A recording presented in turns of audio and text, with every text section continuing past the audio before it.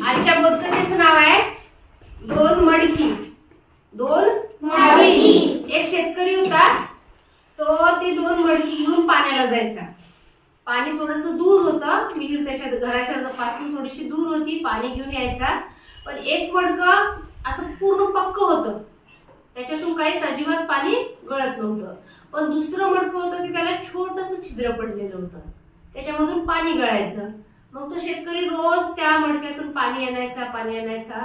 पण जे पक्क मडकं होतं ते चांगलं पूर्ण भरून यायचं घरी, आणि ज्या मडक्याला छोटस छिद्र होतं त्या मडक्यातलं पाणी घरी येईपर्यंत थोडस शिल्लक राहायचं.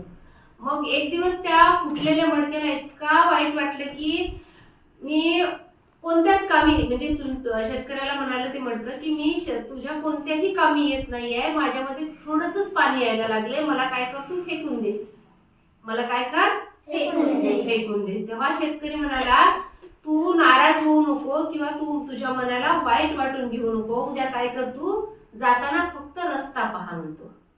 रस्त्यानं जाताना तू रस्ता पहा असं म्हणतो. दुसऱ्या दिवशी पुन्हा शेतकरी ते दोन्ही मडके उचलतो, पाण्याला जातो.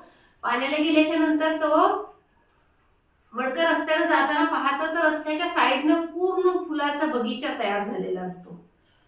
कशाचा बगीचा तयार झालेला असतो? फुलांचा बगीचा तयार झालेला असतो. मग शेतकरी म्हणतो की हा जो बगीचा, ही जी हिरवळ आहे ती ही फक्त कुणामुळे आहे?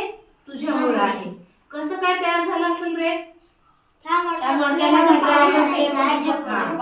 त्या मडक्याला छोटस छिद्र असल्यामुळं त्याचं पाणी रोज रस्त्याने एकाच साईडला असं सांडत जात होतं, आणि ते पाणी सांडल्यामुळं तिथं फुलाची झाडं उगवले आणि छान रस्त्याने हिरवळ तयार झाली. म्हणूनच कुठलंही प्रत्येक माणसामध्ये कुठली ना कुठली काही ना काही कमतरता असतेच, पण आपली कमतरता जी आहे ती कमीपणा समजू नये. त्या कमतरतेमधून सुद्धा काही ना काही बोध घेण्यासारखा असतो.